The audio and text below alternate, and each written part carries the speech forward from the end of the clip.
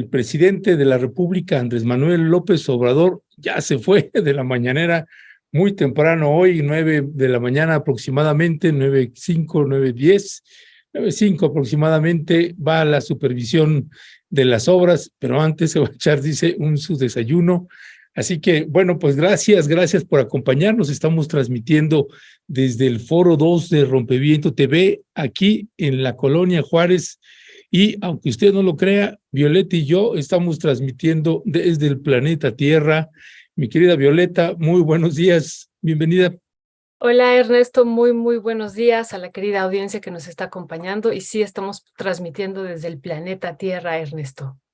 Pues sí, y te dije ayer, Violeta, te dije, lo primero que va a hacer el presidente en la mañanera, como dice Andrés Manuel, ustedes disculparán con todo respeto, pero voy a quemar aceite. Y pues y sacó las cifras del Coneval. Además de eso, Violeta, pues bueno, pues ha habido desde ayer que salieron, pues toda una guerra de cifras y de datos y los manejos que hace cada medio de comunicación. Era muy claro, Violeta, los medios que no quieren al presidente, que son el 95% o 98% de los medios corporativos, pues sacaban el lado adverso de las cifras, y los que están a favor, pues sacaban los escasos que están a favor, me refiero a medios corporativos, pues eso sí sacaban la nota un poquito, por lo menos más decente, aunque también hacían críticas, pero por lo menos más decente en términos editoriales. Pero los de oposición, híjole, no tuvieron ningún recato en manejar las cifras adversas, ¿no? Es decir, sacar lo malo, no lo bueno. Y de lo que se trata, obviamente, ayer que platicaba con Violeta, le digo, doctora economista, por favor, usted tiene que entrar en acción. Y, No. y bueno, pues seleccionamos una serie de slides, de las tablas, los datos que manejó ayer el Coneval, porque pues sí, son cifras o datos realmente sorprendentes, sea para bien, sea para mal. ¿Cuál es tu valoración ahí, Violeta? Sí, primero que no soy doctora en economía, Ernesto. Sí, pero es la economía. No, Sí, es una doctora y es economista, doctora en desarrollo social, pero no, tienes tus tablas, no te muerdas el rebozo. no soy doctora en desarrollo rural y dice mi hijo, si no curas, no sirves. Entonces, así estamos, siempre estamos así. Pero bueno, pues a mí me parece muy importante, ya estuvimos nosotros dando seguimiento a lo de la ENIG, del INEGI, y bueno, pues estos resultados también se basan en la ENIG del INEGI, los dimos a conocer hace 2 semanas cuando los publicó el INEGI, y bueno, pues hubo una guerra nuevamente de los datos, Ernesto. Y bueno, pues lo que siempre hemos dicho, seguimos en el capitalismo, Ernesto. No, el presidente nunca ha prometido pues la superación del capitalismo ni la transformación, y siguen, por supuesto, estos niveles de desigualdad, sigue la pobreza, sigue la riqueza extrema, sigue la pobreza extrema, sigue la concentración y la centralización del capital. En eso seguimos, Ernesto, y bueno, pues para quienes quieran decir y descalificar al gobierno del presidente señalando, pues sigue habiendo pobreza, sigue habiendo desigualdad, pues sí, seguimos en el capitalismo. Sin embargo, desde mi perspectiva, ya ahorita Leonardo Gracias nos está compartiendo pues esta primera gráfica que ayer vimos todos. Hay un avance en términos de lo que hace el Coneval, y que ayer lo decía muy claramente también en la última intervención que tuvo Armando Bartra. ¿Cuál es el objetivo del Coneval? Tiene dos grandes, y uno de ellos es medir la pobreza, y en términos de la medición de la pobreza, pues está dando un dato que para mí es importante. Insistimos en esta lógica de acumulación capitalista que lo que ha hecho durante siglos, y en particular durante las últimas 3 décadas, es aumentar la pobreza. Y aquí lo que vemos, Ernesto, es que la pobreza, pues, tuvo una disminución, ¿no? Estamos viendo la gráfica en la última medición. que estábamos en pandemia, que estábamos en una situación grave, estábamos en 43.9%, y esta última medición de 2023, pues hay una reducción importante a 36.3%. Eso, pues depende de cómo se quiera leer, pero el gran objetivo, insistimos otra vez, de Coneval es medir la pobreza, y bueno, pues aquí la medición de pobreza muestra el dato que hay una reducción. Y otra vez decimos, hay una reducción en un contexto donde todavía tenemos secuelas de la pandemia, donde vivimos una situación compleja a nivel internacional en términos de la inflación por lo de la guerra de Rusia y Ucrania y otros elementos, Ernesto. Y bueno, pues eso es desde mi perspectiva, es un avance pues que hay que considerar y tener en cuenta. Ahora, ¿dónde se ha centrado la mayor parte de la prensa y de la oposición y de otros, ¿no? También economistas que se centran pues en la parte que hoy también incluso un periodista de la jornada le decía, en términos de la pobreza extrema, que también vemos en esta segunda parte de la gráfica que estamos presentando? Veníamos de una pobreza de 7% durante el sexenio, de 7% durante el sexenio de Peña Nieto, subió por la pandemia a 8.5 y ahora hay una reducción a 7.1. Y el gran escándalo que han hecho es decir, bueno, pues entonces regresamos al mismo nivel o un poco más del que se tenía en el periodo de Peña Nieto. Bueno, lo que no se comprende aquí desde mi perspectiva, Ernesto, otra vez es la tendencia histórica del capital y lo que vivimos en América Latina durante la pandemia, que fue el incremento de las riquezas extremas. Eso es algo que hay que decir, crecieron de una manera importantísima, y eso, por supuesto, hace que también crezca la pobreza. Esto que aplica la Ley General de Acumulación Capitalista, mayor riqueza, mayor miseria, y bueno, vemos que aún en ese contexto pasó de 8.5 la pobreza extrema. Ojo, otra vez en el contexto de estas riquezas extremas, pasó de 8.5 a 7.1. A mí me parece también hay un avance muy, muy importante. Y bueno, y donde más se ha centrado no es en la parte de la pobreza extrema la oposición, sino en la parte de las carencias, ¿no? Y bueno, vemos que aquí hay un aumento de las carencias de una manera importante, y ya decía el presidente que es algo que también vamos a estarles presentando, es ahorita no, pero cómo se hacen las preguntas tanto en la encuesta y cómo se hacen ya a partir o cómo es analizada por Coneval. Entonces sí hay un retroceso en ese sentido de las carencias sociales, que ahorita vamos a ver en la siguiente, tú la vas a explicar en la siguiente gráfica.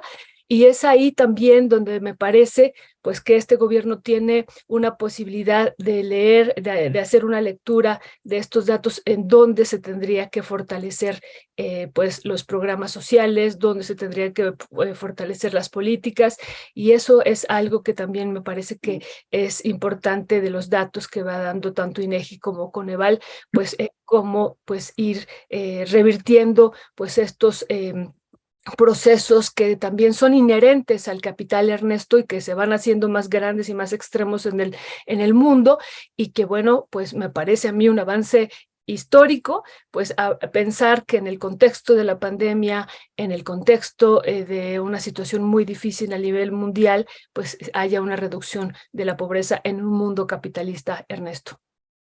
Así es, Violeta, son cifras realmente valiosas e importantes, y finalmente hay que entender también que, como así lo hemos visto, incluyendo también en este trabajo que hizo Violeta de la economía de la 4T, en donde pues distintos expertos, y no solo en el libro y en entrevistas que hemos estado haciendo, pues cómo la gente y cómo los economistas definen el modelo económico del presidente Andrés Manuel López Obrador.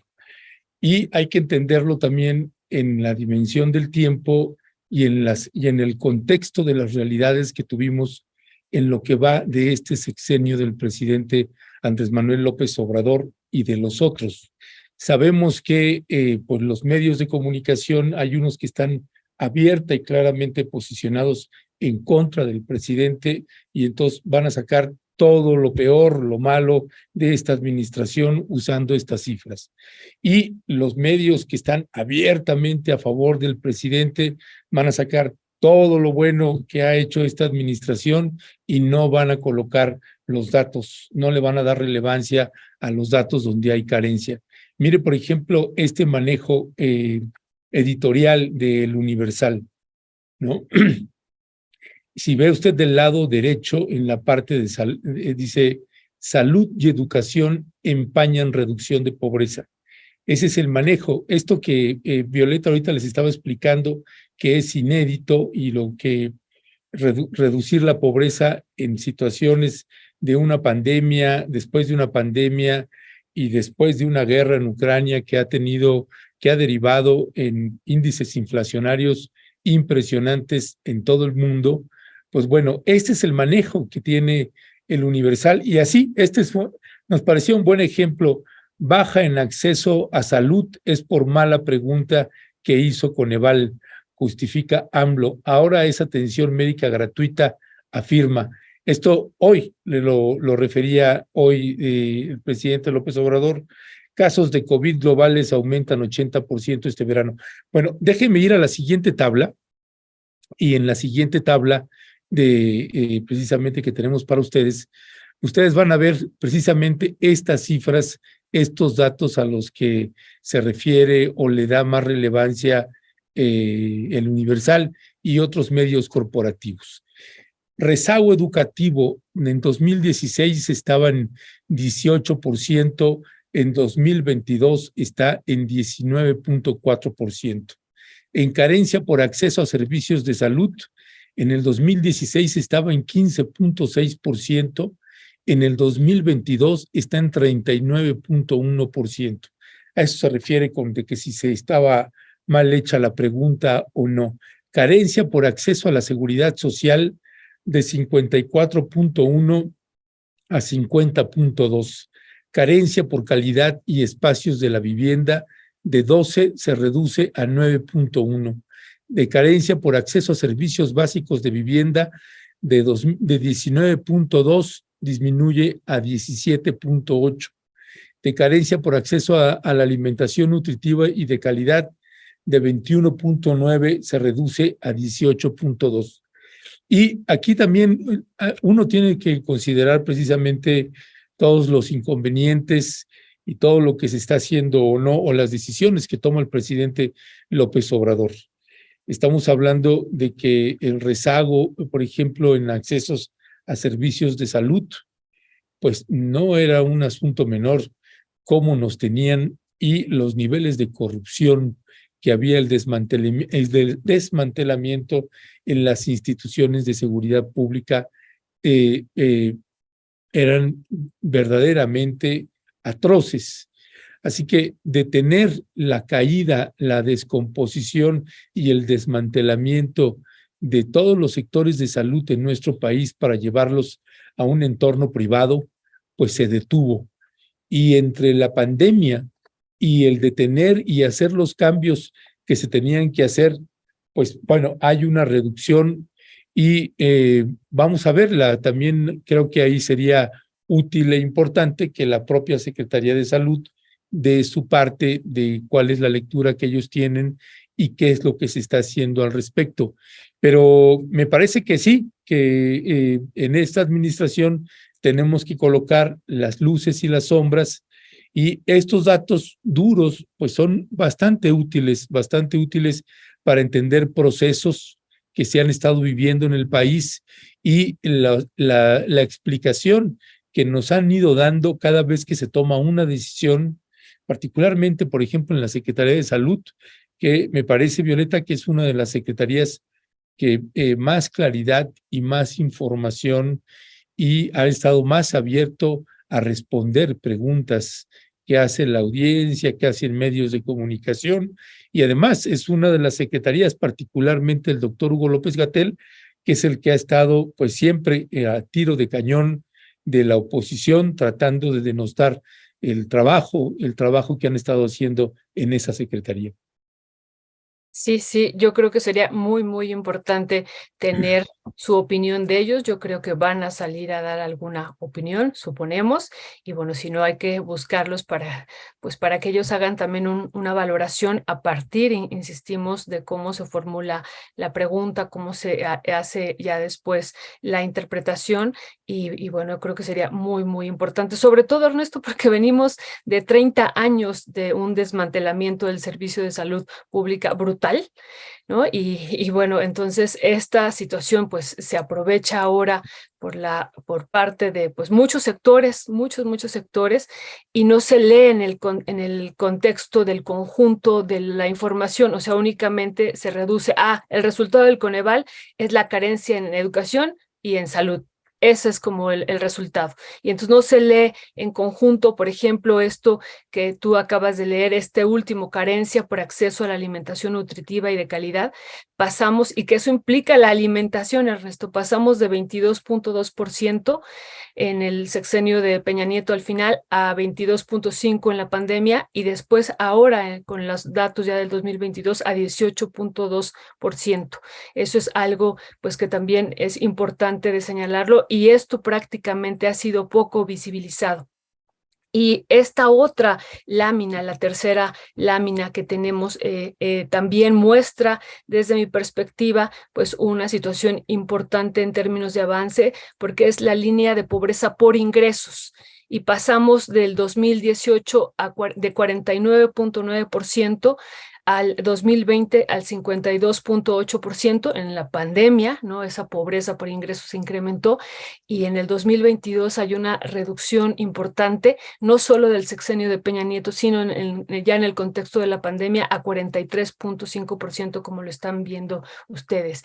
Y luego en la parte de pobreza, de población con ingresos inferiores a la línea de pobreza extrema, también hay un avance en 2018 de 14%, en 2017 que se incrementó, 2020, perdón, a 17.2%, y 2022 a 12.1%, Ernesto. También hay una reducción importante de esta población con ingresos inferiores a la línea de pobreza y pobreza extrema. Y entonces, otra vez, nos centramos únicamente en esto que decimos, sí, es inherente al régimen de acumulación capitalista, por supuesto. Hemos dicho, el presidente no va a terminar la pobreza porque es inherente, pero va avanzando con los datos que nos ha dado tanto la ENIG y estos datos ahora que nos está dando Coneval, Ernesto. Y bueno, pues hay muchas lecturas también que podemos decir. Alguna de ellas ya habíamos dicho, Ernesto, estos son datos, pero bueno, también están las realidades de las que hablaremos más adelante a partir de las estadísticas, ya de lo que se vive pues en estos espacios donde hay estas situaciones de pobreza y carencia. Así es, Violeta. Y no, y de veras se están aventando, salieron datos bastante relevantes. Mire, por ejemplo, el porcentaje en este siguiente slide, el porcentaje de la población en situación de pobreza según Grupo Poblacional 2022. Y mire, por ejemplo, en la población infantil, población de 5 años o menos, 48.1%, de 6 a 11 años, 47%, y población de 12 a 17 años, 42.9%. El porcentaje de pobreza. En lo que toca a población adulta y mayor, de 65 años o más, en mujeres es de 31.6%, en hombres de 30.5%. Y en el ámbito de residencias, en la rural, el 48.8%, el urbano en 32.2%.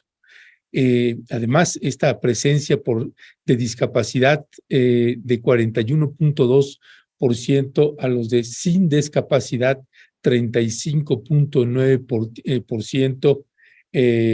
Así que, bueno, son datos relevantes que está arrojando Coneval en materia de medición de pobreza, Violeta. Sí, Ernesto, esta gráfica me parece a mí muy, muy importante, como tú señalas, porque muestra las diferentes pobrezas según el grupo de población. Y vemos esto que tú estás comentando, como las mujeres, pues en el mismo contexto tienden, o sea, son más, o la pobreza es mayor. En la población indígena también es mayor. en la población rural. Eso también se mantienen estas pobrezas y por supuesto ya cuando lo vamos a analizar de manera particular en cada uno, aunque se mantienen, hay una reducción también en ellas ya de manera específica. Pero hay un cuadro, La de pertenencia étnica, sí, Violeta, sí, creo que es útil para la audiencia que no está familiarizada con el tema. Nos regresamos tantito abajo. Ahí el 65.2% contra población no indígena, 33.1%, así o más clara la discriminación de un sistema capitalista que así trata a las poblaciones indígenas, Violeta. sí, sí, sí, así es, Ernesto, ahí es ese dato, o la parte del ámbito rural, ¿no? La rural, el 48.8% y la urbana, 32.2%. Ernesto, también esa situación de diferencia entre la situación de pobreza también pues resalta, ¿no? Y eso lo venimos viendo pues desde hace pues muchos años, Ernesto, y eso se mantiene, pero insistimos, ya viéndolo de manera específica, hay una reducción también en la pobreza en estos ámbitos. Hay una nada más que quería retomar de un cuadro donde está el coeficiente de Gini. Es una antes de esta última gráfica que estamos viendo. Y nada más comentar que ese no sé si la tenemos. ¿La puedes poner? Esta, muchas gracias. Nada más señalar ahí lo del coeficiente de Gini, que esto marca la desigualdad de lo que ha estado también hablando el presidente. Y bueno, vemos que en 2016 el coeficiente de Gini era de 486, en 2018 0.457, 2020 0.450 y aquí lo interesante es en el 2022 hay una reducción importante, ¿no? O sea, saltamos de 0.486 2016 ahora a 0.431. Hay una reducción. Esto significa que la desigualdad en México se va reduciendo. Por supuesto, decimos no se termina. Seguimos, insistimos una y otra vez, seguimos en este régimen de acumulación capitalista, donde la desigualdad va incrementándose y por eso la relevancia de este índice de Gini que muestra que la desigualdad en México va disminuyendo, Ernesto.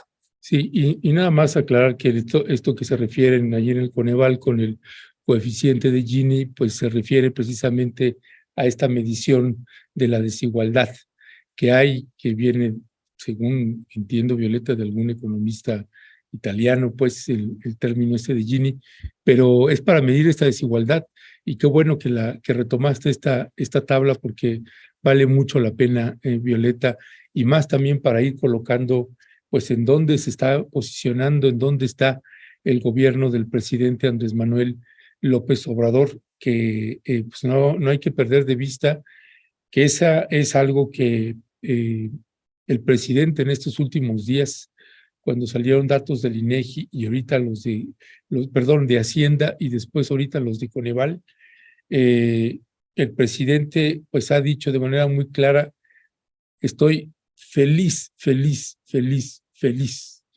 Dice, porque lograr que disminuya la desigualdad es algo que no me puede pagar nadie, es una satisfacción tremenda. Así que bueno, bien vale la pena estar colocando estos datos, Violeta. Sí, sí, y bueno, esto del coeficiente de Gini prácticamente yo no lo he visto, no sé tú, Ernesto, ninguna, o no, será que no he visto todo, ¿no? Porque también no hemos podido analizar todo lo que ha salido, pero pues esto del coeficiente de Gini es un dato importante, Ernesto, para medir la desigualdad en el mundo, y bueno, aquí el coeficiente disminuye, Ernesto, esto implica que disminuye la desigualdad, y ya otra vez el presidente volvió a tomar los datos del INEGI, señalando cómo la desigualdad antes era 21 veces entre el decil 1 y el último decil. Eso lo vimos con INEGI cuando termina el sexenio de Peña Nieto y hoy es, bueno, sigue siendo muy alta, 15 veces, pero hay una reducción también de esta desigualdad, Ernesto. Pues es que es parte de lo que ha estado reiterando López Obrador. Y aquí, Violeta, pues nosotros sí le decimos que estamos siendo honestos a la hora de hacer la lectura de esto para no hacer apologías de un mandatario, ya sea el estar justificando cosas que no se están haciendo bien o estar aplaudiendo en demasía las que se están haciendo bien. Así que nosotros pensamos que es honor a quien honor merece en los logros en que sí hemos visto tanto en Petróleos Mexicanos como en la Comisión Federal de Electricidad, en la propia Secretaría de Economía, en los manejos, en las decisiones que se iban tomando, como una primera medida cuando asumió la administración es parar la caída. Y pararla, Violeta, no es un asunto menor. Lleva muchos años, particularmente hablando de dependencias que tienen una influencia importante en la economía de nuestro país. Así que cuando te encuentras en un país que está en una campaña de desmantelamiento de prácticamente todas sus instituciones estratégicas, pues bueno, a mí me sorprende muchísimo pues que haya una reducción de la desigualdad, Violeta, pero si gustas, pues seguimos con las gráficas. Sí, Ernesto. ¿Sí? Seguimos con la siguiente. Esa, bueno, hay una gráfica después, esa. Ernesto, ¿tú la quieres comentar? No, adelante, Violeta. Bueno, este cuadro es sobre el porcentaje, el número de personas y carencia promedio por indicador según hablantes o no hablantes de lengua indígena, Ernesto. Y eso también nos parece, decíamos, esta diferencia de la pobreza que se mantiene, ¿no? Mantiene entre los que hablan alguna lengua indígena y los que no hablan una lengua indígena, es alta, ya la veíamos en la gráfica anterior o en la lámina anterior, donde voy a regresar aquí, la población indígena tenía, a diferencia de la población no indígena, la pobreza del 65.2% y la no indígena del 33.1%. Eso ya lo comentábamos con la gráfica anterior. Sin embargo, aquí en este cuadro, en la primera línea, dice población en situación de pobreza, población hablante de lengua indígena, y vemos que en el 2016 era lo voy a hacer un poquito más grande porque no lo alcanzo a ver, era del 78.6%, ese porcentaje en el 2018 del 75.8%, en el 2020, eso es lo interesante, del 76.8%, y en el 2022 entonces pasamos del 76.8% al 68.9%, Ernesto. Es altísimo el porcentaje de población hablante de lengua indígena que vive en una situación de pobreza, decimos el 68.9%, pero ahí también hubo una reducción importante, Ernesto, del 76.8% al 68.9%. Ahora, lo fuerte, Ernesto, es cuando lo comparamos con el cuadro que está abajo en esa misma lámina, con la población no hablante de lengua indígena. Y bueno, vemos esto que decíamos hace rato, se mantiene esta situación de desigualdad en términos de la situación de pobreza. La población hablante de lengua indígena en el 2022 tiene el 68.9% frente a la no indígena, como ya lo habíamos dicho, del 33.8%. Pero en esta también, tanto en población indígena como no indígena, hay una disminución importante del porcentaje de población que estaba en pobreza en 2022 y frente a 2020, frente al 2022. En ambas disminuye de una manera importante aún. Y eso me parece importante porque lo que hemos visto a lo largo de la historia es esta tendencia también que la pobreza en la población indígena crezca de una manera importante. Y aquí, bueno, es una lectura que yo hago, Ernesto, revisando incluso datos anteriores a esta medición de Coneval. Es la primera vez que hay una reducción importante en términos de la población hablante de lengua indígena, de la reducción de la pobreza. Pues siempre ¿Qué será no quiere decir? Perdón, Ernesto, que no quiere decir que ya no haya pobreza. Hay pobreza, es un dato muy fuerte, 68.9% es altísimo, pero bueno, hay una reducción del 70, y otra vez lo decimos, del 76.8% al 68.9%. Sí, Perdón. y no, gracias, Violeta. Lo que sucede aquí, mire, es que, bueno, habrá que esperar también los análisis que puedan hacer economistas como Violeta u otros economistas también, tanto adversarios o no del presidente Andrés Manuel López Obrador. Habrá que hacer también un análisis, un balance del impacto, Violeta, de los programas de gobierno del presidente, de los programas sociales, que tanto de esos programas están incidiendo en esto. Es más las remesas que vienen, o proyectos sociales, programas sociales, jóvenes construyendo el futuro, sembrando vida, los programas para las escuelas, Violeta, el apoyo al campo, subsidios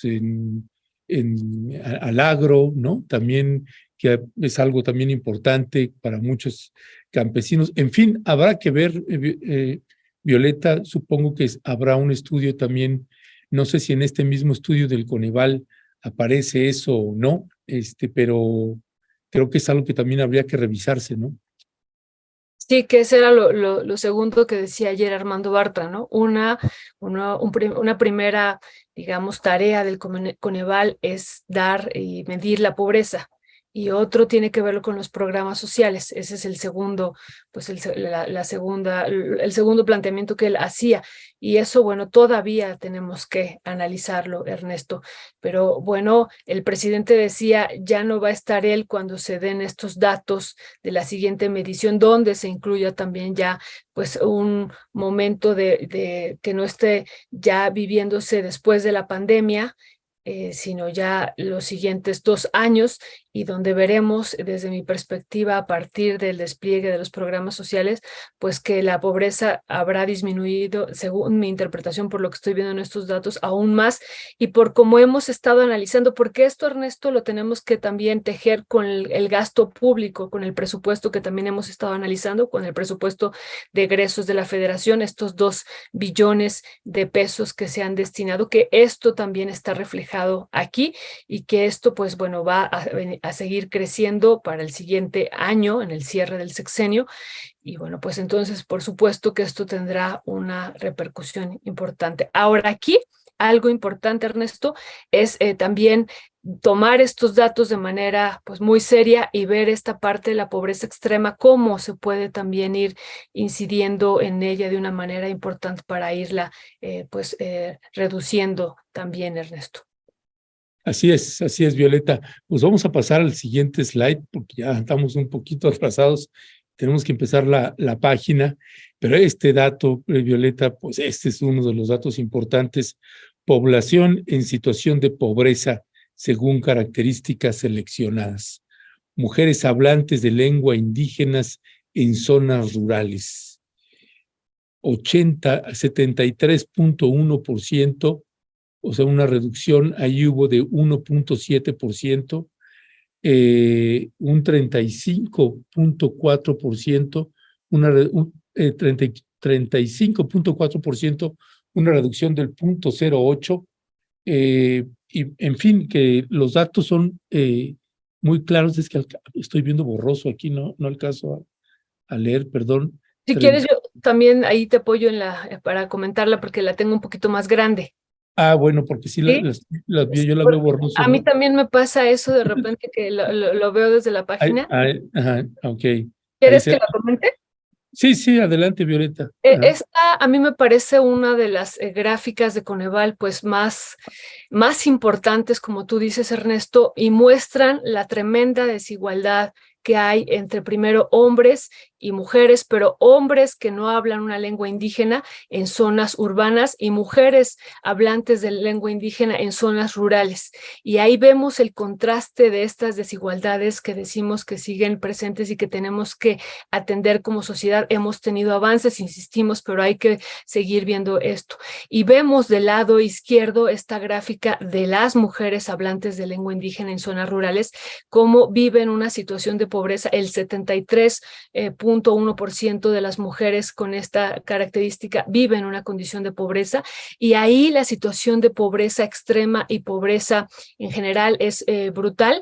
El 35.4% vive en una condición de pobreza moderada, y lo interesante aquí fuertísimo, el 37.7% de estas mujeres viven en una condición de pobreza extrema. En contraste, Ernesto, los hombres que no son hablantes de lengua indígena y que viven en las ciudades, pues la situación es que ellos tienen una realidad muy distinta. El 30%, en contraste con el 73% de las mujeres, pero aquí el 30% vive en una situación de pobreza, y la pobreza extrema, a diferencia de las mujeres indígenas en el campo, que son el 37.7%, ellos solamente viven una situación de pobreza extrema el 3.6%. O sea, el contraste ahí es brutal, 37% contra 3.6%, y de la pobreza moderada de 35.4% de las mujeres en el campo indígenas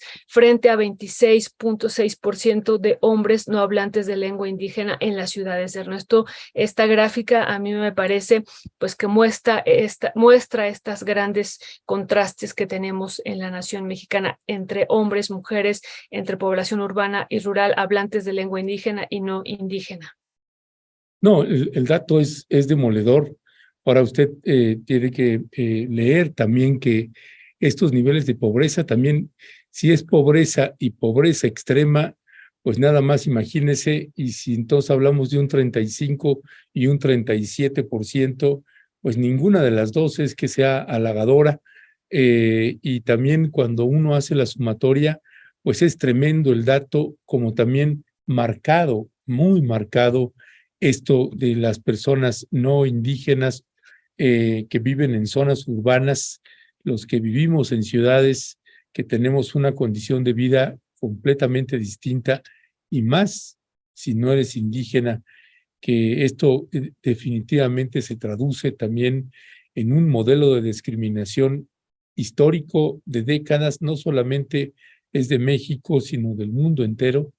Y que por eso me parece importante, Violeta, porque a la hora que nosotros hacemos a veces críticas en ciertos programas o programas sociales, que yo las sigo haciendo por diversas razones, pero no quiere decir que sean la totalidad de esos programas sociales, sino algunas formas en cómo se hace.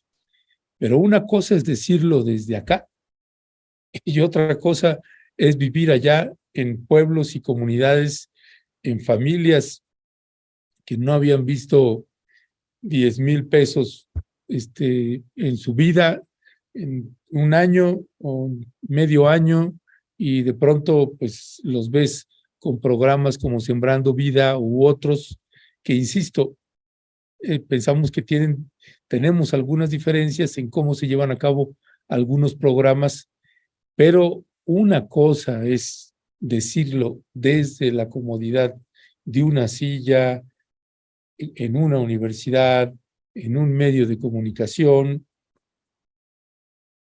escribiendo y dando nuestra opinión, y otra cosa es quien vive en esas condiciones, Violeta. Sí, Ernesto, tienes toda la razón. Por eso decíamos, una cuestión son los datos y otra lo que se vive en esas realidades, ¿no? Y que los datos siguen siendo de pobreza, e insistimos, aunque hay una reducción importante y la celebramos en un contexto capitalista y de guerra y post-pandemia. Bueno, pues la realidad del sistema capitalista del régimen de acumulación sigue, sigue Ernesto, y bueno, pues un gobierno, una nación, un estado, pues tenemos la obligación de atender estas problemáticas desde varios ámbitos, ¿no? Desde la universidad, desde el periodismo, desde los medios de comunicación, todos en el sentido amplio de estado, que también somos responsables de entrar a, pues, a ver parte y analizar y a transformar estas tremendas realidades que seguimos teniendo, Ernesto, y que bueno, la otra gráfica, ya no sé si nos da tiempo o ya Sí, pasamos a la mesa y ya ya pasamos a la mesa, porque ya llevamos 10 minutos tarde, andamos ya retrasados. ya nos Este, emocionamos, perdón. ya nos emocionamos, sí, sí. Bueno, pues yo en realidad disfruto aquí aprendiendo mucho de Violeta, de temas en los que no soy especialista, pero que de verdad vale muchísimo la pena meterse, Cuéntale que tú me tratar de entender. dijiste, tú me enseñaste anoche, mira esta gráfica, esta, así es. Este,